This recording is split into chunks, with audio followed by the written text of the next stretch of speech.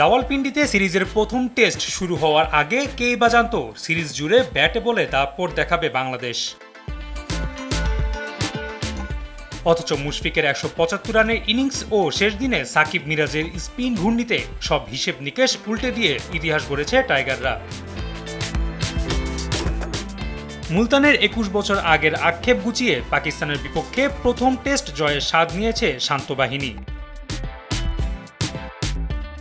দ্বিতীয় টেস্টেও ব্যাটে বলে দাপট দেখিয়েছে বাংলাদেশ, যেখানে প্রথম ইনিংসে ৫ উইকেট তুলে নেন মিরাজ, আর দ্বিতীয় ইনিংসে ক্যারিয়ারে প্রথমবার হাসান মাহমুদ শিকার করেন ৫ উইকেট। এর আগে বাংলাদেশিদের মধ্যে কেবল মোহাম্মদ রফিকই পাকিস্তানের মাঠে ৫ উইকেট নেয়ার এই কীর্তি গড়েছিলেন।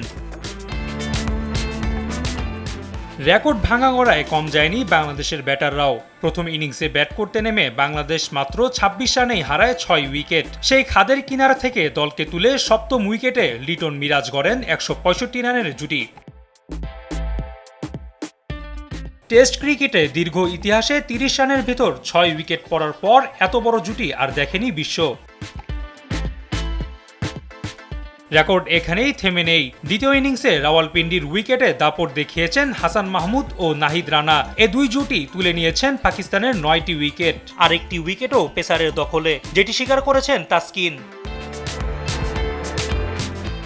আর তাতেই নতুন রেকর্ড গড়েছে বাংলাদেশের পেসাররা। বাংলাদেশের ইতিহাসে প্রথমবারের মতো টেস্টের এক ইনিংসের ১০টি উইকেটই নিয়েছে টাইগার পেসাররা।